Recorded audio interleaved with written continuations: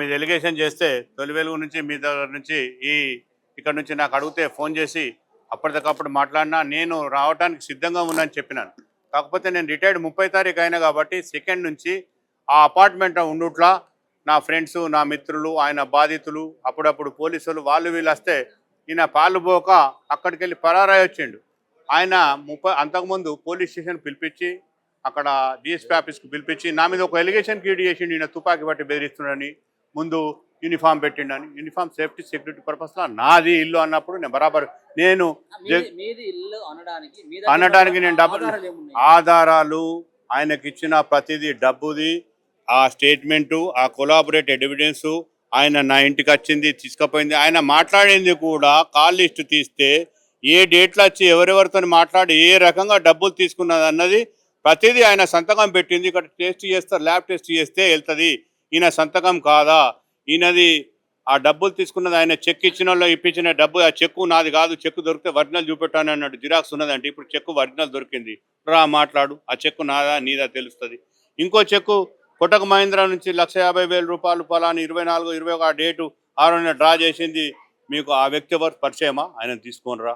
ఇంకో 2 లక్షల రూపాయలు తీసుకున్న వ్యక్తి ఓం సాయి కిరాణం అని వరంగల్ అని చూపెడుతున్నావు, డ్రా చేసినావు, ఆయనకి ఇచ్చి ఏ కమిషన్ ఈ వీడియో ఆడియో ఎవిడెన్స్ అంటావు, నేను 2% ఇచ్చి తీసుకున్నా సార్. ఏంది సార్, నేను కిరాయి కన్నది లేదు, ఆ అసంభవం కిరాయి కన్న సంభవం రెంటల్ అగ్రిమెంట్ రెంటల్ అగ్రిమెంట్. నేను ఆ ఇంటిలోకి వెళ్ళినప్పటికీ ఆ పుస్తకం బుక్ నాది, అదేమంటారు ఇది ఆల్బమ్, ఆ ఆల్బమ్ చేసినాడు, నువ్వు లేవా, ఆడబిడ్డ కట్నం పెట్టినట్టు నీకు ఎవరు పెట్టి, నీ ఆడబిడ్డలు వచ్చినా నీ భార్య తరఫు ఆడబిడ్డలు వచ్చినా మేము పెట్టినాం, నీకు అందులో గృహప్రవేశం అని రాసిలేదా, నీకు యజ్ఞం చేసినప్పుడు అందులో నీకు దాంట్లో మేము ఆవులాగం జరగొట్టినాం, నువ్వు హిందూ సాంప్రదాయ ప్రకారంగా ఆవులాగం జరగొట్టి సత్యనారాయణ వ్రతం చేసి ఇవన్నీ మీరు ముందు జాగ్రత్తగా ఉండి మోసం చేసిన ఇంట్లో అయ్యగారు ఉంటాడు పైన ఆయనని పిలిపిస్తా అంటే ఆయనకు మంత్రాలు రావు ఏం రావు అని చెప్పి ఆయన అద్దాను. మళ్ళీ నా మీద లేనిపోని ఎలిగేషన్స్, ఈయన ఆదిలాబాద్కి వెళ్ళి వచ్చాడు, మాకు మంత్రాలు చేపిస్తున్నాడు, మా పానం ఎట్లా అయిపోయింది, నా భార్య ఎట్లున్నది, నా పిల్లలు ఎట్లా అవుతుంది, నేను ఎట్లా అవుతున్నా, ఆ మేడం దగ్గర వచ్చేప్పుడు నేను మంత్రాలు సంత్రాలు నేను నమ్మ నీకు చెప్పి నేను December 24th ఇనాగ్రేషన్ చేసినాను. ఆయన చెప్పిన డేటే ఆయన చెప్తాడు తప్పు, September 2nd చాబీ ఇచ్చిన అని చెప్పి నేను చాబీ ఇచ్చింది పోయింది, అవన్నీ పెయింట్స్ వేయించినాయి, 17 రోజులు రంగులు వేయించాడు ఉన్నాయని ఎవిడెన్స్ ఉంటాయి కదా. నాకు 12 డిసెంబర్కు చాబీ ఇచ్చింది, ఆ 10వ తారీఖు నాడు నీ కింద అవన్నీ సాఫ్ చేయించి అంతకుముందు సాఫ్ చేయించడానికి 38,000 నేను SBI బ్యాంకు ద్వారా ఇచ్చిన పైసలు ఆ డేట్లు అన్నీ ఉన్నాయి సార్. నమ్మకంగా నాకు ఆ పేపర్ రాసింది ఉన్నది కదా, నేను ఇల్లు అమ్మిన దానికి అని చెప్పి పైసలు తీసుకున్నాయని సార్. ఒరిజినల్గా సార్ నమ్మక ద్రోహం చేస్తా అంటే నీకు అత్యవసర పరిస్థితులు ఆదుకున్నాం, అది చెల్లదన్నప్పుడు నా పైసలు నాకు ఇస్తా అని చెప్పి ₹1.5 కాడికి ఇస్తానన్నావు, అది పోలీస్ స్టేషన్లో మాట్లాడుతూ 10,000 కిరాయి కట్ చేసుకుంటామన్నావు. ఇది ఎంతవరకు సమంజసం? అక్కడ 5 సంవత్సరాల క్రితమే 10,000 కిరాయి లేదు, నీకు 10,000 అది అన్నీ కట్ చేసుకో. ఆ 16 లక్షలకు ఎన్ని ఇంట్రెస్ట్ చేస్తావు వచ్చాయి నీ ప్రకారం లా ప్రకారంగా అడ్వకేట్ కానీ అడ్వకేట్ని పట్టుకొని వచ్చినావు. ఆయన ఇదంతా తాగి ఈ మాట్లాడింది రికార్డెడ్ ఉన్నది, ఇది వినిపిస్తే ఇది తాగి మాట్లాడవచ్చు. ఒకరోజు మాట్లాడుతావు, తాగి 2 రోజులు మాట్లాడుతావు, 3 రోజులు మాట్లాడుతావు, ఎన్ని రోజులు తాగి మాట్లాడుతావు, ఎంతవరకు సమంజసం?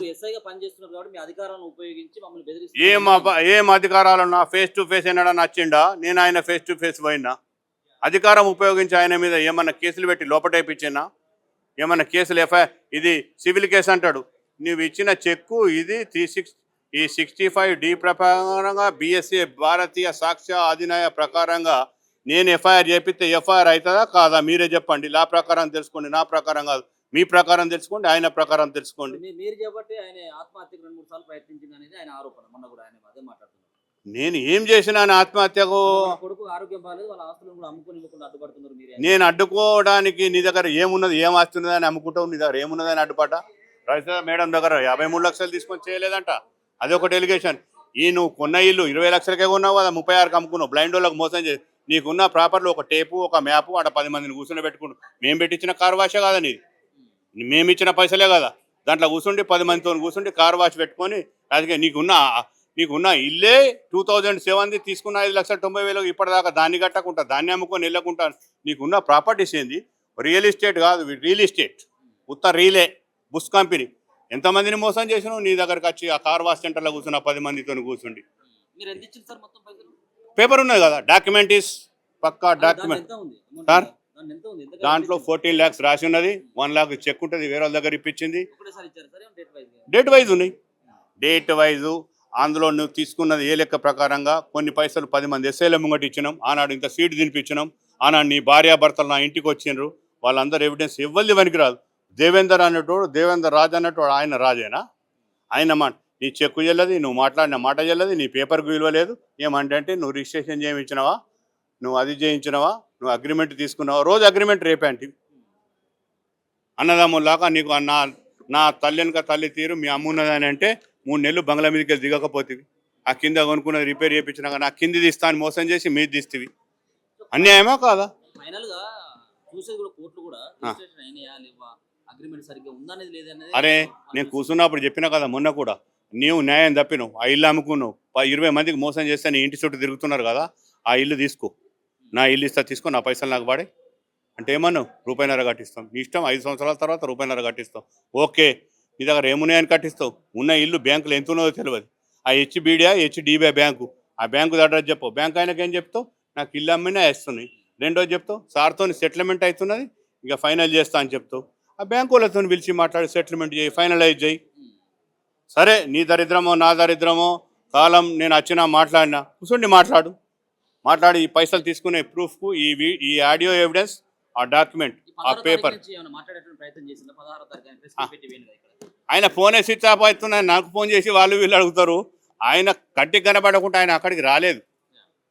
ఆయన ఏం చేసిండంటే హైదరాబాద్ వచ్చే వాళ్ళ నాకు ఒక విషయం అందించిన, ఎంతవరకు నిజం, వాళ్ళ బావ ప్రిన్సిపాల్ అట. నేను పోలీసు వాళ్ళ మీద పిస్తోల్ ఎలిగేషన్ పెట్టినా, నా కోసం రోజు ఫోన్లు వస్తున్నాయి, నన్ను ఆడ పోతే బాధిస్తారని ఇక్కడెక్కడ హైదరాబాద్లో చెప్పుకున్నట్టు నాకు తెలిసింది. ఎంతవరకు నిజమో నాకు తెలియదు. ఫైనల్ ఏం చెప్తారు? చేయడమే ఇదే వాళ్ళది ఒక ట్రిక్ ఇదంతా. అందుకే ఇలా మాలాగా ఇంకొకరు మోసపోవద్దనే మేము ఇలా వచ్చాము. ఇది మీరు గమనించారు. 55 లక్షలు ఎట్లా ఇచ్చారు? చెక్ రూపంలో ఇచ్చారా లేదా అమౌంట్ ఇచ్చారా? అన్ని ఆన్లైన్ ట్రాన్స్ఫర్ ఏనండి. నా హౌసింగ్ లోన్ ప్రొసీడింగ్సే డైరెక్ట్ ఆయన అకౌంట్ లోకి వెళ్ళాయి. అగ్రిమెంట్ కూడా ఉంది. ఇప్పుడు ఏ ఇయర్ లో ఉండేది? 2023. 23 విడతల వరకు మీరు కూడా ఇచ్చారా? విడతల వరకునే ఇచ్చాము, కానీ అన్ని ఆన్లైన్ ట్రాన్స్ఫర్స్ ఉన్నాయి. ఏవి నాకు ఇయ్యలేదు అని అబద్ధం చెప్తున్నాడు, కానీ అన్ని ఆన్లైన్ ట్రాన్స్ఫర్స్ ఏనండి. అబద్ధం ఇది ఒకటి తప్పించుకోవడానికి ఒక తెలివి, ఒకటే ల్యాండ్ని 2-3 చూపించి వాళ్ళ దగ్గర డబ్బులు గుంజడం, ఇదే పని అన్నమాట. మాలాగా ఇంకొకరు మోసపోకూడదనే మేము ఇంత దూరం వచ్చింది సార్. గన్పూర్ శివునిపల్లి అండి, గన్పూర్ దగ్గర శివునిపల్లి. పెట్టామండి, ఎఫ్ఐఆర్ ఫైల్ చేసాం. ఒక 6 months అయిందండి. 6 months. లేదు, నాకు కనబడకుండా తిరుగుతున్నాడు. ఫోన్ ఎత్తాడు, స్విచ్ ఆఫ్ చేశారు. అందుకనే మేము ఇలా అందరికి వేసి చెప్తున్నాడు, ఇంకా ఎంతమందిని మోసం చేస్తాడు అని ఇలా ముందుకు వచ్చాం సార్.